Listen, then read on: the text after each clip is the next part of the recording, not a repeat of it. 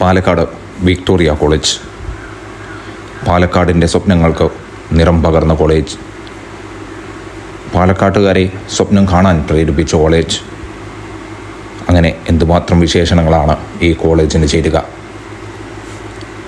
1866 സ്ഥാപിച്ച് പ്രവർത്തനം ആരംഭിച്ച 1888 കോളേജായി ഉയർത്തപ്പെട്ടൊരു കോളേജാണ്.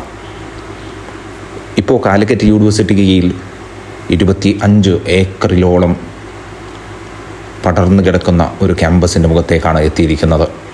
എത്രയെത്ര മുദ്രാവാക്യ വിളികളുമാണ് നമ്മെ ഇതുവഴി കടന്നു പോയിട്ടുണ്ടാവുക.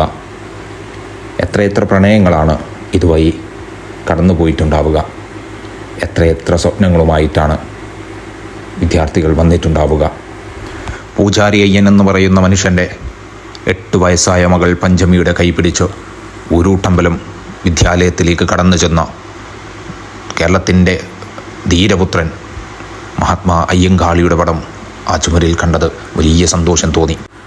EMSൻ്റെയും VR കൃഷ്ണയ്യരുടെയും MT Vasudevan നായരുടെയും OV വിജയൻ്റെയും E ശ്രീധരൻ്റെയും തുടങ്ങി ഒട്ടനേകം പ്രഗത്ഭധാരികളായ ആളുകളുടെ കാൽവപ്പുകൾ പതിഞ്ഞ മണ്ണിലൂടെയാണ് നമ്മൾ നടന്നു നീങ്ങുന്നത് എന്നോർക്കുക. ഒരു വിദ്യാഭ്യാസ സ്ഥാപനം ആ നാടിൻ്റെ വെളിച്ചമാവുന്നത് നമ്മളെല്ലാവരും കണ്ടിട്ടുള്ളതാണ്. എന്നാൽ പാലക്കാട്ടുകാർക്ക് വിക്ടോറിയ ഒരു വെളിച്ചം മാത്രമായിരുന്നില്ല, സ്വന്തം ജീവൻ തന്നെയായിരുന്നു. അത്രയെത്ര മനുഷ്യരെയാണ് പാലക്കാട് ഈ മണ്ണിലൂടെ വളർത്തിയെടുത്തത്.